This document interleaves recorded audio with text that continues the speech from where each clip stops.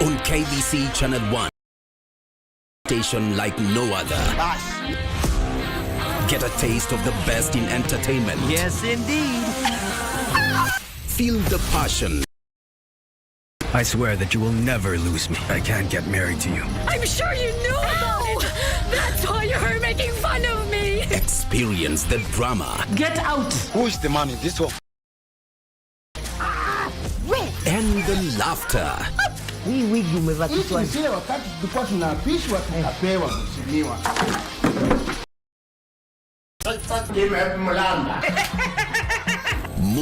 to the beat.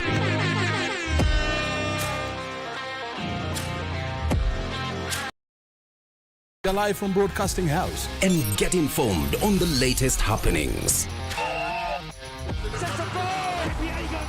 KBC Channel 1. Yeah! We are the full package. Oh, yes. And Kenya's watching. Thank you very much for joining us.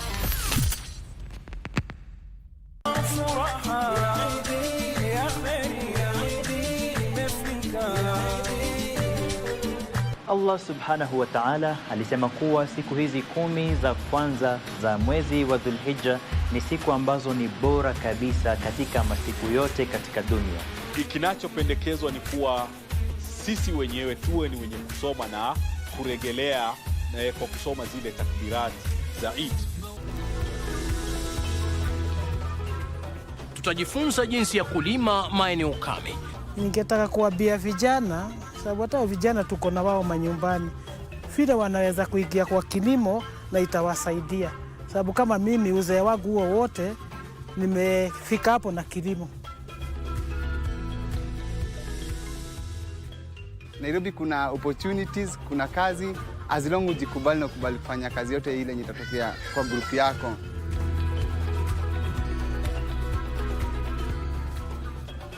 Usikose kujiunga nasi Jumamosi saa 10:30 hapa KBC Channel 1 kwa mseto kamili wa kilimo. Viongozi wakati mwingine huhitajika kufanya maamuzi ya haraka, hasa kwa jambo kama hili. Lakini mimi sikufikiria kama uongozi ni mzigo mkubwa kiasi hiki. Sasa hii ninavyokuambia dadangu, waachwa taratibu. Kalume na Nuru wamekuwa kitu kingine. Wewe bwana usimdanganye. Tarajia mgeni. Ala, mgeni. Jasiri ama? Hivi nyanya, mwanamume utafuta nini hasa kwa mwanamke ndio ili ampende kwa mara ya kwanza?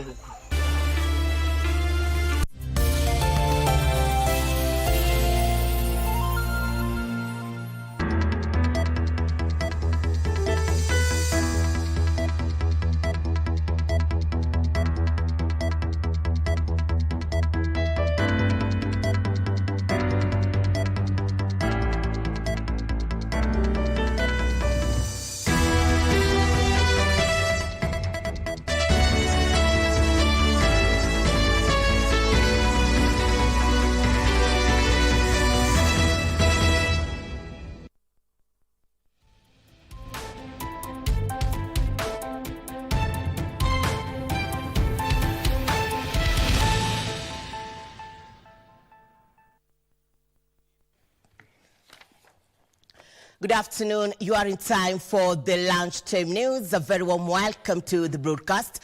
My name is Irene Muchuma Odim. On sign language interpretation, we have Lansa Odingo. Well, Parliament has approved the deployment of Kenya Defence Forces to beef up security in the country. And medics at the Kenyatta National Hospital have received a total of 165 patients. We have details on that and many more. But for now, let's interact on all our social media platforms at KBC Channel 1. And our top focus this afternoon, the National Assembly has approved the deployment of Kenya Defence Forces to support the National Police Service to calm down protests. Members of Parliament held a sitting this morning in camera and adopted the motion sponsored by Leader of Majority Kimani Ichung'wah to deploy KDF until normalcy returns. The sitting also saw lawmakers altered their calendar for a recess until July 23rd, 2024. As the nation come to terms with the aftermath of violent protests against Finance Bill 2024, witnessed on Tuesday, MPs convened Wednesday morning sitting in the vandalized parliament premises. The National Assembly, in a sitting that was held in camera, adopted a motion by Leader of Majority Kimani Ichung'wah to deploy Kenya Defence Forces to support the National Police Service in areas affected by the ongoing violent protests. The deployment coming barely hours after President William Ruto denounced the protest as treasonous and vowed to deal with the criminals.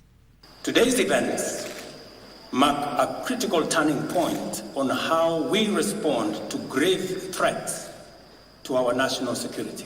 The National Assembly has also proceeded on a short recess until July 23rd, 2024. Gishoki Washira, Lunchtime News. We now cross over to the Kenyatta National Hospital, where medical practitioners have confirmed to have received a total of 165 patients from the Anti-Finance Bill 2024 yesterday. My colleague Kasichana Masha is on that bit. Let's listen in to what the medical practitioners had to say. It's because you're elbowing. Can you give it out and kindly move out? You can stand there.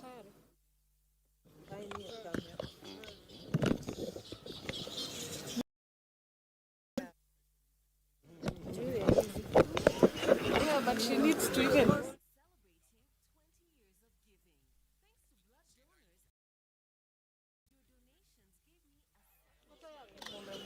Are you ready?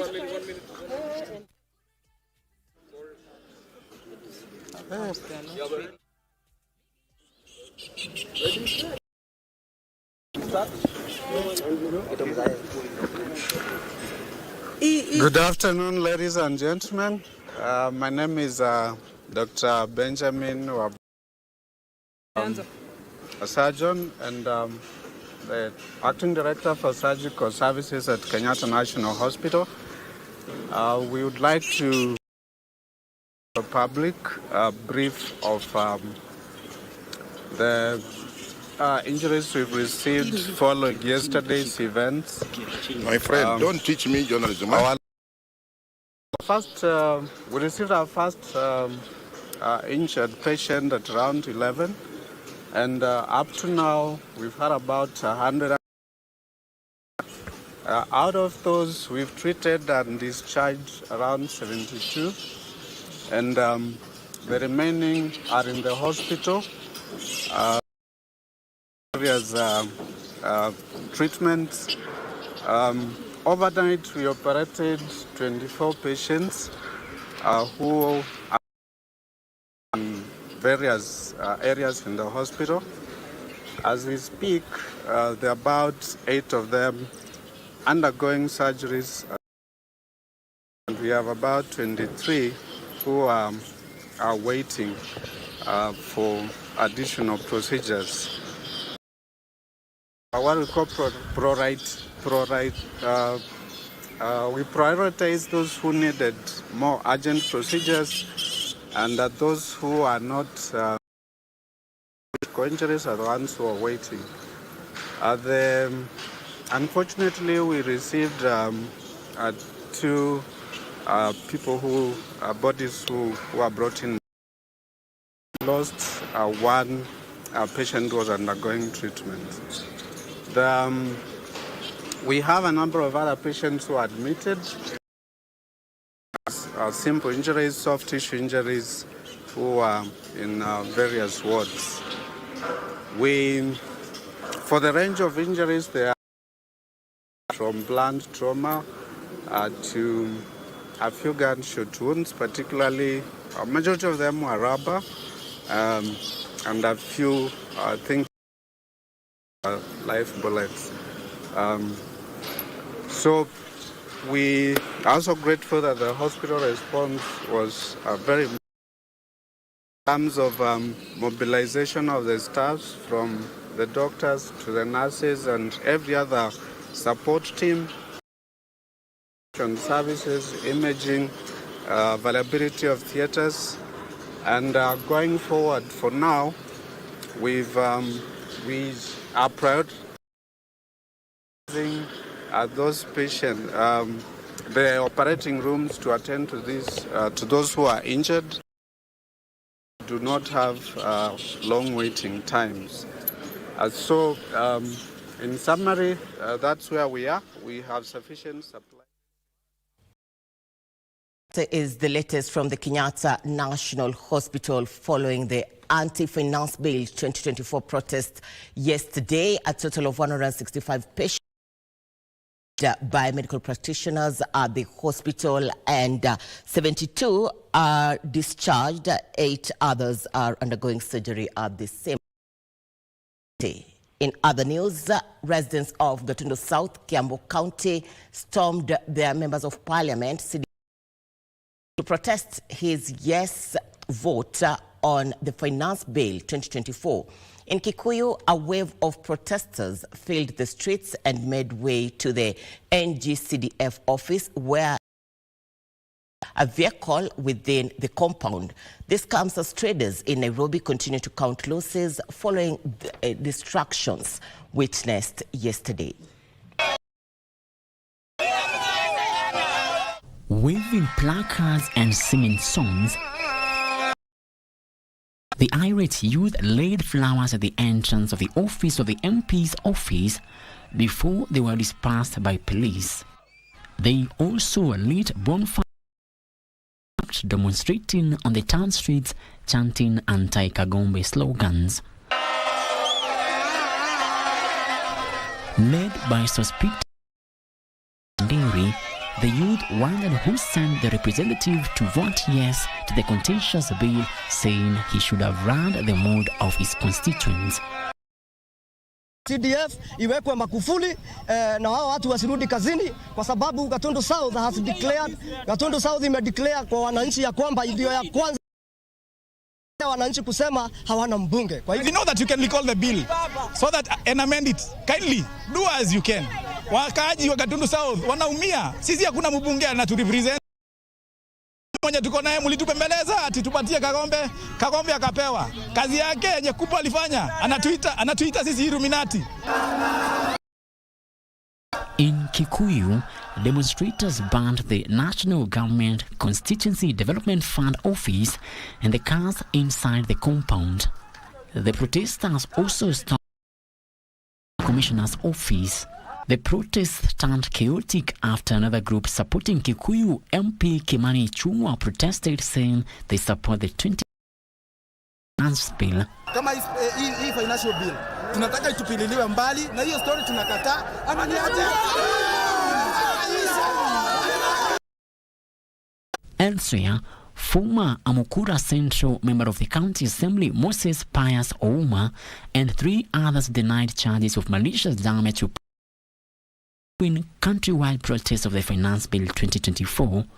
The 4 who appeared before Malaba Principal Magistrate Ocharo Mumanyi were released on a cash bail of 5,000 shillings each and are to appear in Malaba on 3rd July.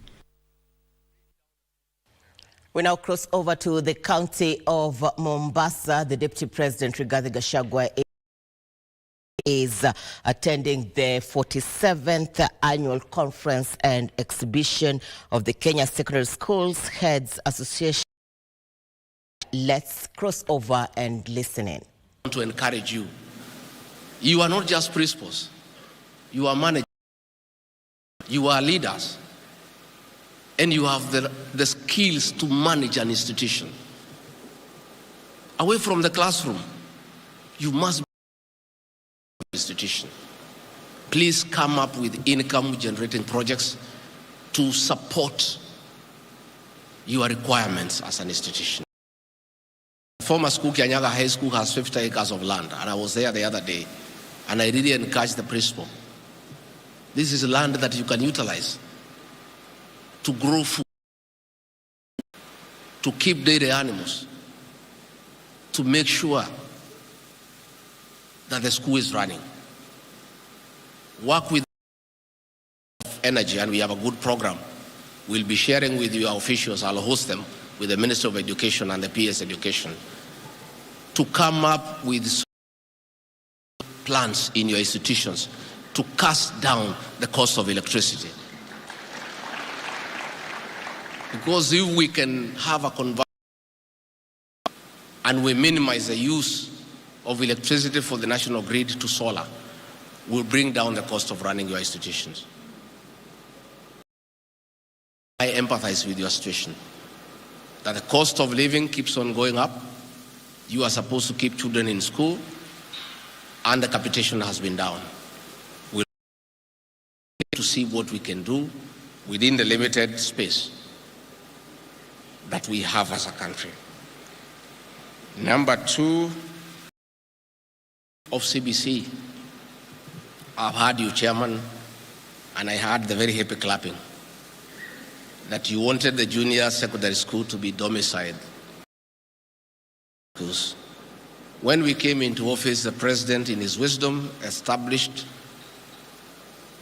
the National Working Party on Educational Reforms throughout the country and sought views from more stakeholders, including teachers, both in secondary and primary school, parents, students, educationists, professors, and listened to all Kenyans across the country. And the views were given.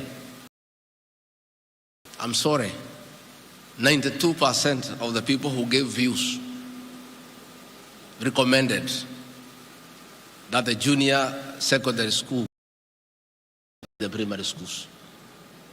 We are people-centered government.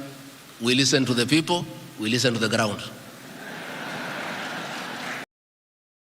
Nothing we can do. The people spoke. And the people are everything. They spoke, and that is what they decided. And I agree with you also. From a personal perspective, that it would have been desirable for more time in high school. I am a guy who went through that school, A level. I did 4 years in O level. And it's true, by the time I went to university, I was quite mature. I could make decisions with no urging from anybody. That's a discussion piece for another day. It's something that we need to think. A level was a good thing. I don't know what happened. Deputy President Rigathi Education Forum in the county of Mombasa. We have able team on the ground. We'll be bringing you the developments as they unfold. In the afternoon, top official from Muranga County government has been arraigned in a Kandara court and charged with breaking into a house and stealing money and goods worth over 8 million. Masharia, the current Muranga County Executive Committee member for roads, was apprehended by detectives from Nairobi on the 22nd of this of the Director of Public Prosecutions in Nairobi reviewed his case and advised that he be charged with the offense of breaking into the rental house of Isaac Chesoni Chetambe and stole various items, including hospital equipment such as hemogram machine, portable ultrasound machine, ventilator machine, among others. He denied the charge.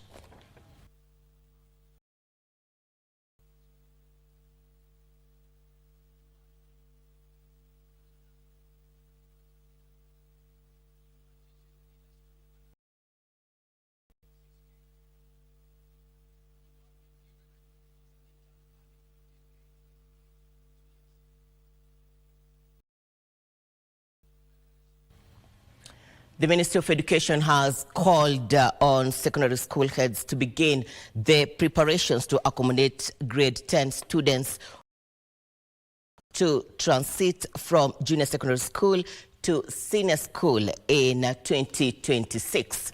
During the Kenya Secondary School Kesha conference held in Mombasa, the Director of Education Reforms, Dr. William Sugut, asked the principals to their institutions will be focusing on to avoid wastage of resources. The principals, through Kesha Chair Willie Kuria, called for capitation to schools to enhance the transition.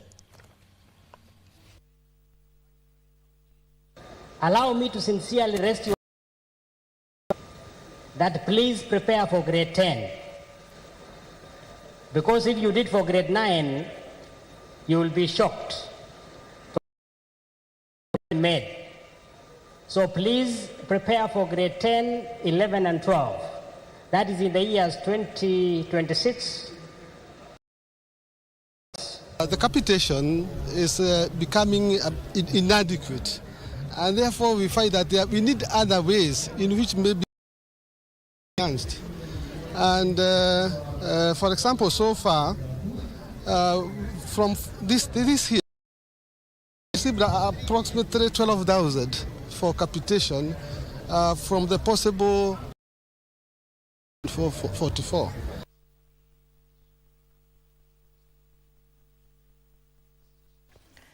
Kenya's business entrepreneurs have already started gaining traction with the key United States investors, courtesy of the recent state visit to the United States by President William Ruto. Speaking to the media, a group of investors led by Olubunmi Jinadu expressed optimism with some of the investors from the U.S. who are keen on working with companies to fund their projects, further adding that the substantial investment underscores their commitment to transforming Kenya's economy. One of the key beneficiaries an agribusiness that is set to benefit from the state of the processing company machine, a technological breakthrough that will drastically reduce avocado wastage and significantly boost the Kenya is going to be a revolving door of investors coming. By the time we finish with Kenya, Kenya is going to be the investment destination for Atlanta, Georgia. Our network of folks. You have Africa to the world, but now it's going to be Kenya to the world. Business is the way to go. Personally, I've been in it for quite some time. It's a great future in the agricultural space. I mean, the world is growing, and so is Africa. So I think this is our chance to feed the world.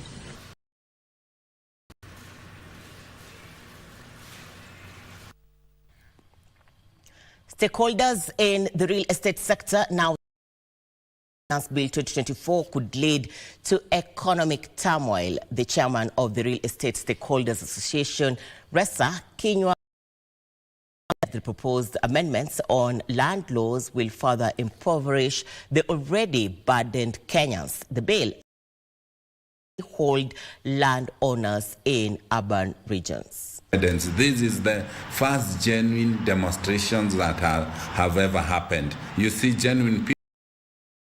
Some times back, politicians were paying people to demonstrate on their behalf, but now it's a concerned Kenyans. The people who feel they are placed to their head, and that's why we are here today to oppose this bill, because it has a lot of Kenyans refugees, because we don't have a right to own a land without paying levy, and now we are paying levy. We will be charged to pay annual land rates, which was not there.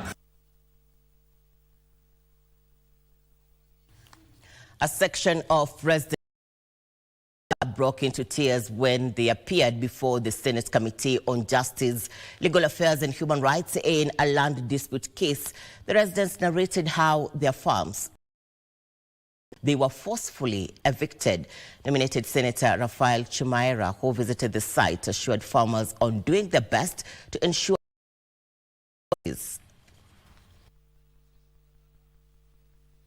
hivyo. Kama kamati ya Senate ya mambo ya usawa, sheria na haki za kibinadamu, imetulazimu tuje kuone ile hali halisi iliyo hapa ndio tuweze kuwa na mwelekeo baadaye. Kwa baadaye kama tutaandika report ambayo ninavyoona itakuwa ripoti ya kushurutisha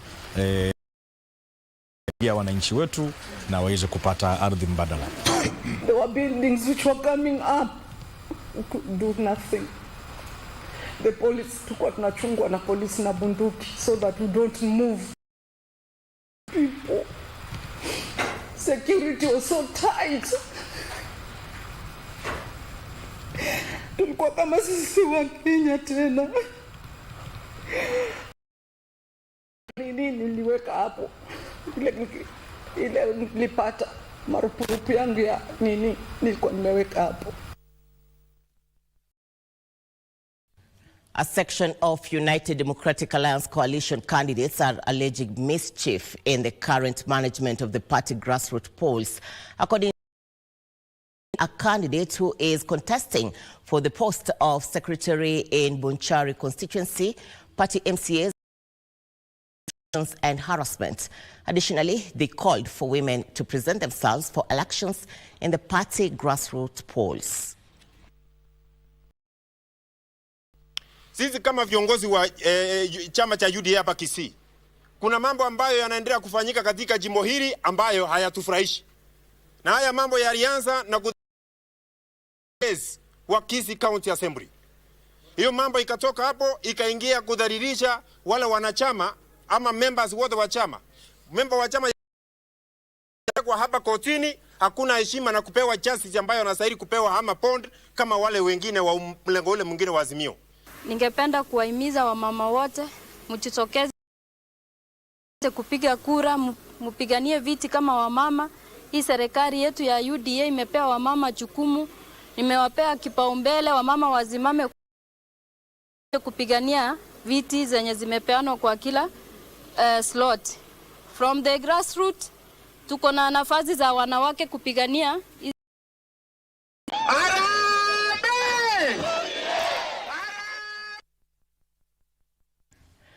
Glad you're watching the Lunchtime News. We are taking a break. See you in a bit. We also have the latest reports.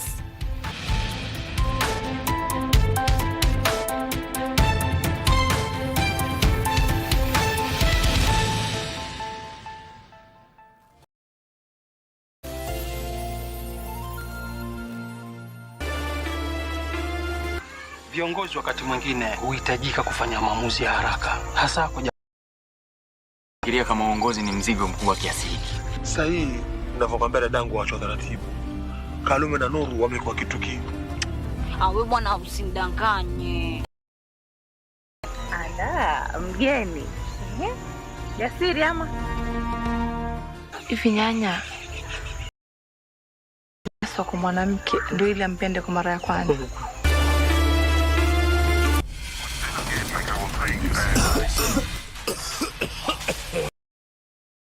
Kikohozi cha muda wowote, kutokwa na jasho kwa wingi usiku, uchungu kwenye kifua, afya kudhoofika.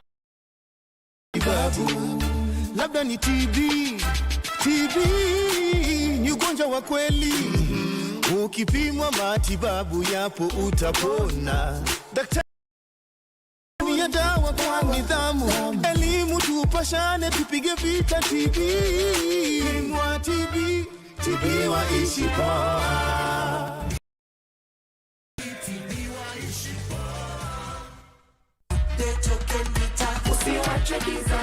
Unajua, token mita yako inahitaji system update.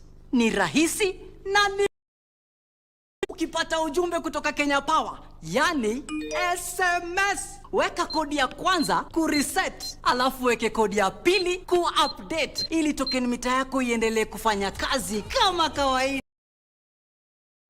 Ujumbe huu umeletwa kwako na Kenya Power and Lighting Company.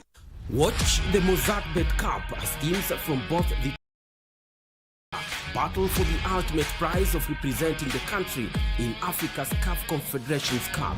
Catch all the on KBC Channel 1, beginning with a round of 16 matches, the quarter-final, semi-final, and the final.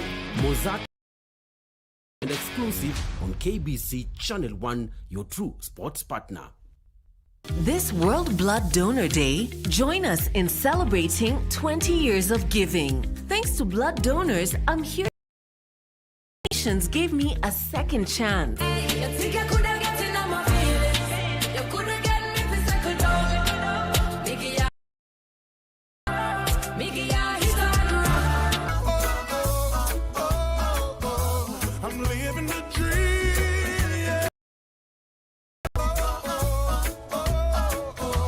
This message is brought to you by the Kenya Blood Transfusion and Transplant Service.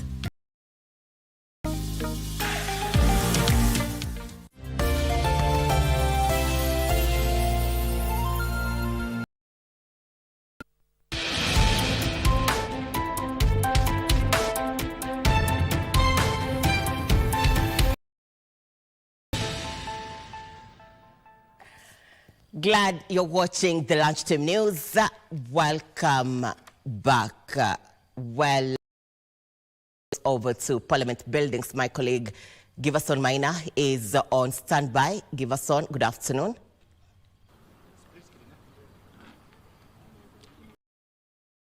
Now we are coming to live. We are in front of Parliament Buildings but things happened yesterday. Of course, the thousands of Kenyans, or rather protesters, were in this particular road, and this is where actually things broke loose. And actually the Parliament, you can see this is the aftermath. The protesters in their thousands, this is where they came, and right here where I am standing, and actually pushed the perimeter wall of the Parliament and pushed it back and even broke it, and they forced their way in.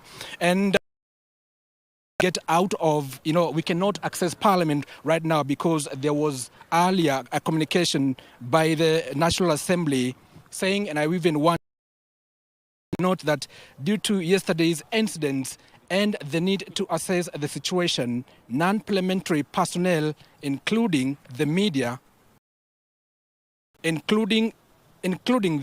will not be allowed to access the premises today. Apologies for any inconvenience.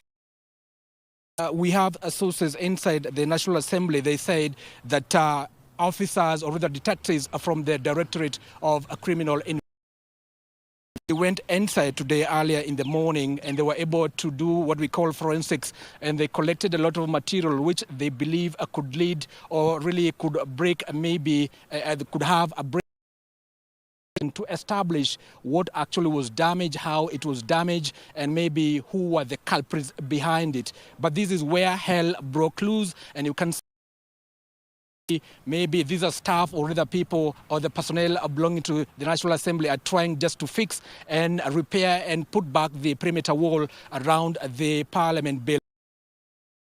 Even at this particular place, these roads have been barricaded by police, and nobody is allowed to pass except the members of Parliament and staff belonging to. I just want to show you, if you can see those personnel just, just doing their repairs and are trying to put back the perimeter wall the way it is. Just want to show you another picture of the barricades by police of this particular road.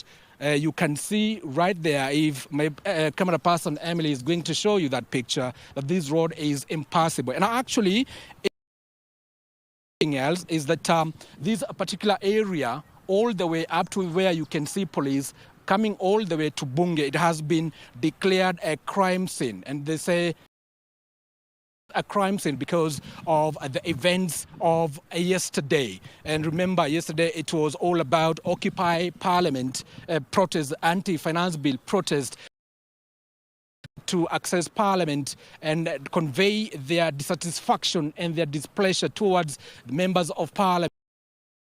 Passed that a particular bill after various amendments, and after that it is where hell broke loose, and protesters, after forcing the particular perimeter wall, after breaking it, they went inside, and even they pushed members of Parliament away from the the floor of the House. We saw others making the underground tunnels, and they went across the other side, and even others we could just see them just making, or rather scampering to safety across the other building.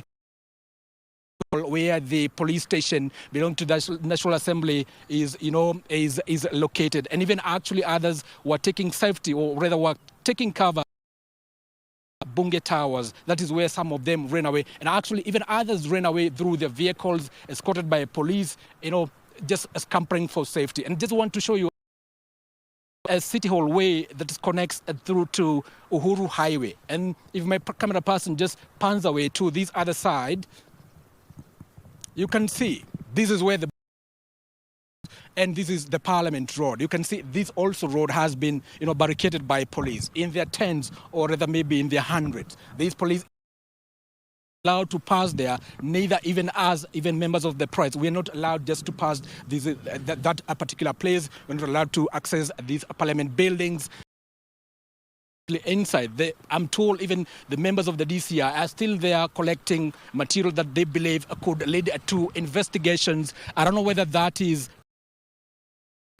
what is currently happening, but we cannot be able to see any pictures because we have not been inside and we have been barred from accessing them. But you can see these are heavy police presence roads and taking cover, just ensuring that maybe in case of anything, they actually may be able to prevent it.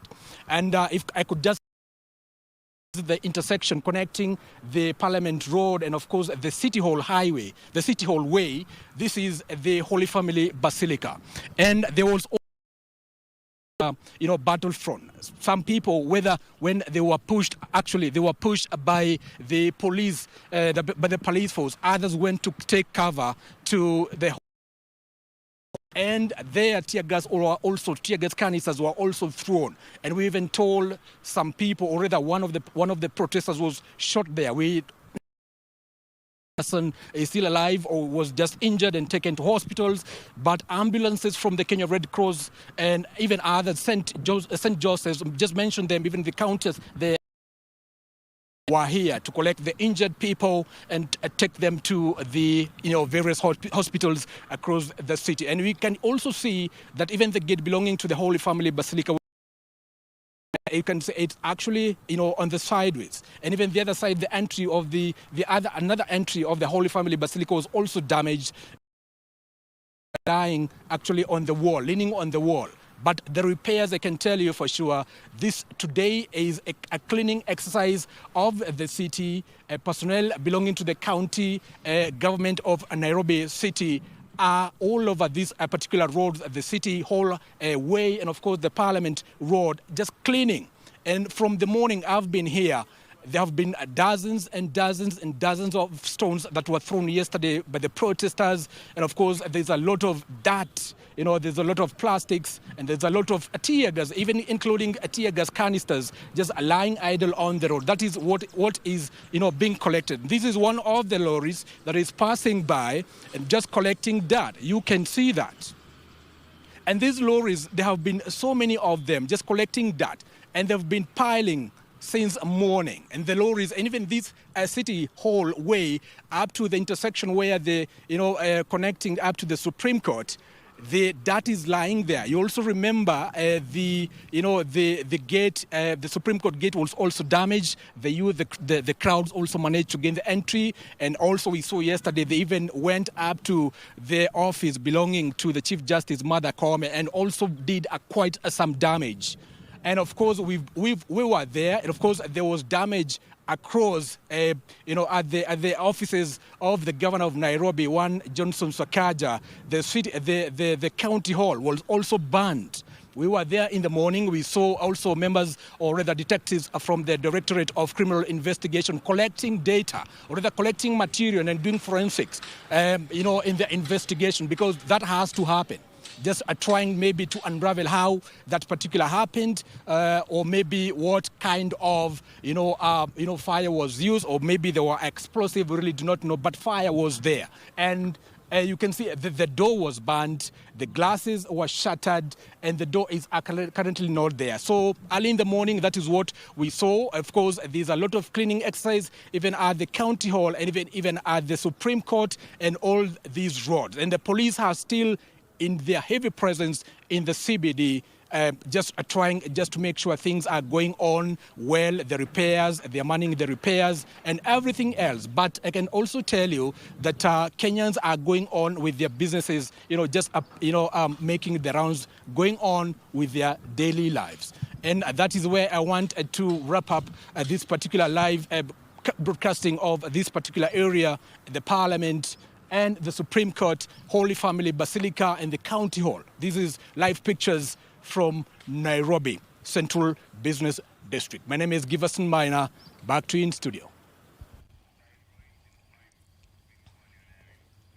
Thank you, Giverson Minor, giving us the latest updates from Parliament buildings, talking of the security presence in the area and the latest developments we are getting from the Senate. The Senate will continue with its sitting this afternoon after an engaging morning session. My colleague Kamche Menza is at the Senate. Giverson Minor is outside Parliament buildings. Be sure to catch up with the two in our subsequent bulletins for the developments as they unfold. Now to health matters. Even though some women who have fibroids may not symptoms, it can have debilitating effects for those who experience it. In extreme cases, one may develop anemia from heavy menstrual bleeding. However, options available. Jael Wakesho takes a look at its symptoms and remedy while debunking some of the myths associated with it, such as infertility. Women globally have fibroids. These are muscle tumors affecting the uterine walls in women, and the type of fibroid depends on where it is located in the uterus. We define them as non-cancerous growth of the uterus or womb. Many women with fibroids may not experience its symptoms. Those who do undergo a lot of pain. I started feeling something in my stomach. It felt like a really hard rock. I felt like you were touching a stone. And because the fibroids kept on increasing, I ended up with 23 fibroids in the end. So I went from one tiny fibroid to 23 fibroids. Excessive menstrual bleeding, leading to anemia, and stomach distension are also common. While the exact cause of uterine fibroids is still unknown, it is and partly attributed to hormone levels, obesity, and eating red meat. They are more common in they have a racial link, so they're more common in black women than in Caucasian. So run in families. When they're symptomatic now, you sort of pick the history. You pick something abnormal about the periods, or you pick pressure symptoms, or some of them getting a baby. Who is at a high risk of developing fibroids? People are using low on vitamin D or using alcohol have a higher chance of having fibroids compared to the general population. Low risk in people who consume fruit and veg and dietary products. But these are really associations rather than causal cause and effect. So a lot of women live with fibroids and we don't even get to know about them. But when they're symptomatic now, you sort of pick the history. And do all types of fibroids cause infertility or affect pregnancy? If you find a woman who's conceived and she has a fibroid, you leave them well alone. Delivery, they can deliver normally. And even after delivery, they can still, you don't have to do surgery. They can still have the desired number of babies they want and let them be with their fibroids until they get to menopause. For decades, a common approach to treating symptomatic fibroids was either to get surgery or to wait until menopause. But recently, minimal invasive options are increasingly being offered as they have advanced on their technological journey from being new and unusual to practice. If a patient is actually comfortable after the treatment of symptoms, you can leave them well alone. If they are not getting anywhere, they remove them. And when you've taken them out, there's always a possibility of them regrowing because they are usually at different levels of development. There'll be the ones who are there will be some which are smaller. But what you know is that they keep responding to the female hormones, estrogen and progesterone. So over time, if is discover some are growing back again. But usually, it's very unusual for someone to have a repeat operation for the same fibroids. For Fatma, but the first thing was I had to switch to a diet that was completely healthy. And by that I mean majority plant-based, in the sense that I eat a lot of greens, vegetables, a lot of fruit, meaning foods that are more fresh. whereas fibroids may reoccur even after treatment, the woman lives, advanced medical practices have given women hope for a better future and living life to the fullest. I am Jael Wakesho.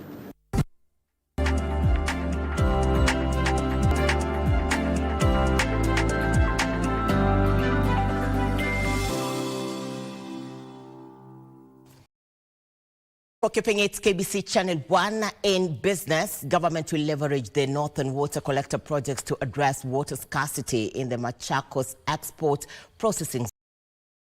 Reports that EPZ apparel sector records 7.8% growth in 2023 compared to 2022, with domestic sales worth 106.8.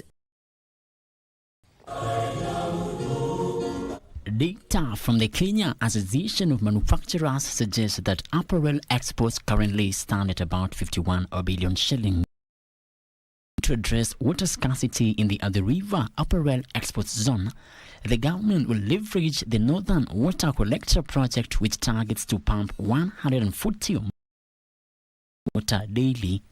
Tunajua ya kwamba pengine kwa miezi michache ama wiki chache zijazo, hiyo Northern Connector maji kwa EPZ na pia kwa Athi River Township yenyewe, ndio watu wa Athi River wapate kutumia na pia ya kibiashara. Trade and Industry Cabinet Secretary Rebecca Miano says government market access in regional markets, including the Africa Continental Free Trade Area, EAC, COMESA, and Tripartite Free Trade Area.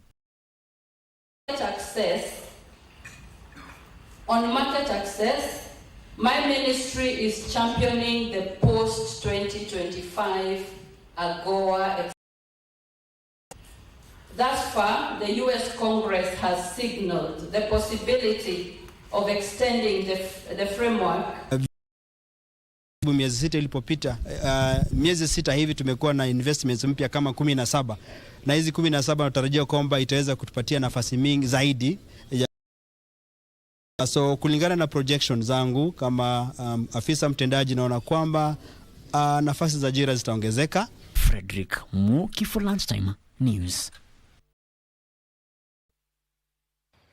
Busia County is actively seeking investors to help boost local tourism and stimulate economic growth. Director of Tourism for Busia Ndubi has spotlighted Lake Victoria as a major draw, noting its numerous islands, serene landscapes, and diverse. Emphasized the significant economic potential of these natural attractions in attracting both local and international. Can take only 12 people at one time. So what is now readily available are the wooden, and as you know, those ones are really not, in terms of security, that is not good. So that is also an investment opportunity for people who would like water transport. That is an opportunity for you. Then we have our Virgin Islands, very good for hotel hospitality industry. We can do some there. Yeah. So that is why we are here, and from here we are also going to plant some. We planted some trees here. We're also going to plant more trees. We need a zone, and these are going to have a different experience culturally, open up people economically, and enable also the people from the Mount Kenya region also to come and know what we have on this other end. Tatungas, that's a wild bucks. Very many of them in the hill, Muita Hill. We have usually poachers who come from Samia side with the dogs. But often we call upon the KWS, Kakamega, who usually send in the askaris.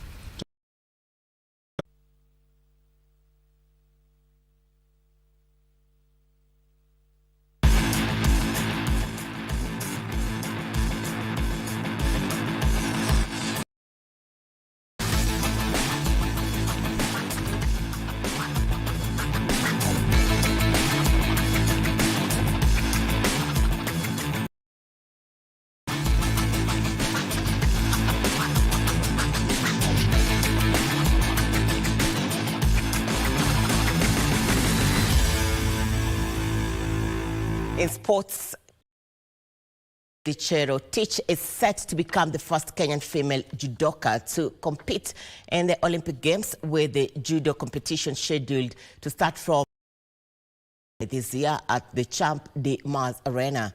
The International Judo Federation confirmed her participation in a letter written to the National Olympic Committee of Kenya, qualified for the continental qualification, where she accumulated 384 points. The will make her debut from the 1st of August in the heavyweight category elimination round of 64. The Kenya Judo Federation welcomed her inclusion in Olympic Games, saying they have received a lot of support from the Africa Judo Federation as well as the international. A Japanese coach, Utoshiro Yusuke, to the country for the last 2 years, where they have been able to nurture many talents to boost the national team.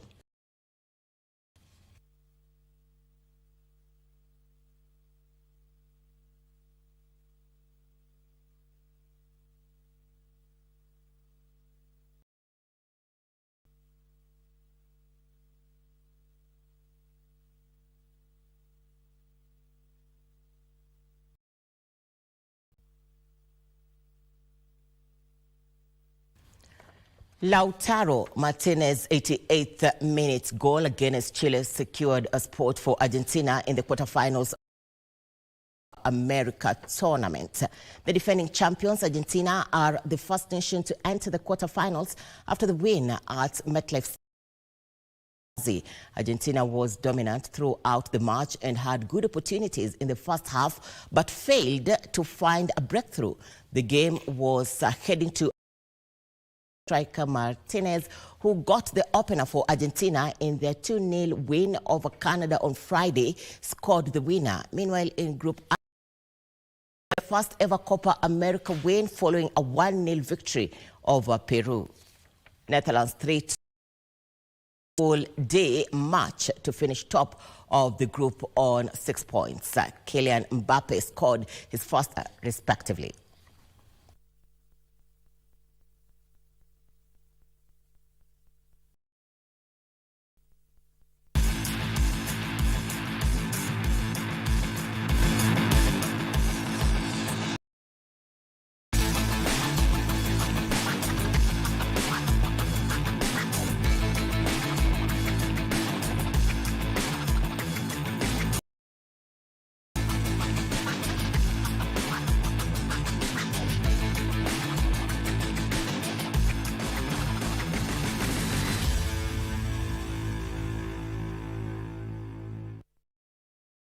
On that note, we have come to the end of Channel 1 Lunchtime News. A quick recap. Parliament has proceeded on recess till the 23rd of July. It returns to the Central Business District after yesterday's anti-finance bill protests and heavy security present the country. Be sure to catch up with my colleagues in our subsequent bulletins. For now, for more details on ad items and many more, do log on to www.kbc.ke. My name is Irene Muchuma Odim. On sign language interpretation, we have Lensa Odinga. On behalf of the entire team behind this broadcast,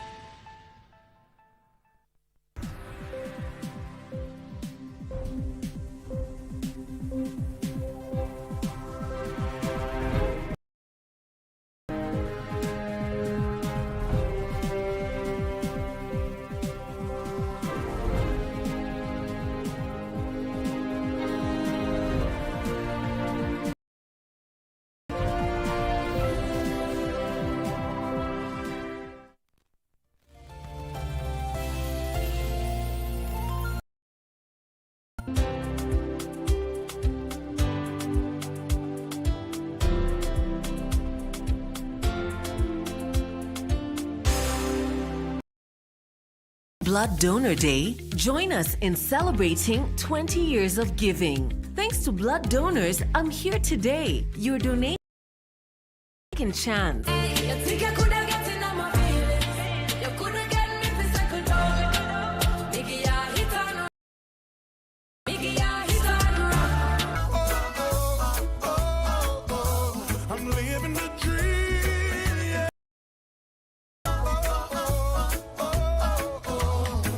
message is brought to you by the Kenya Blood Transfusion and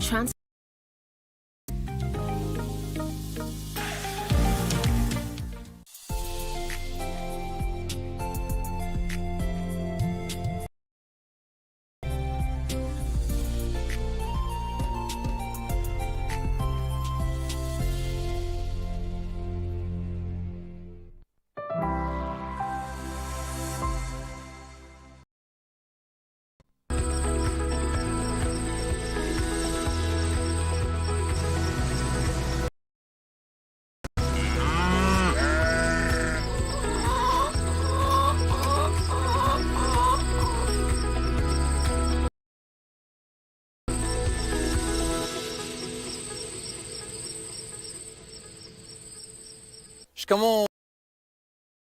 Nikitumai nyote muwazima tangu wiki iliyopita tulipokuwa pamoja. Ni wiki nyingine tunakutana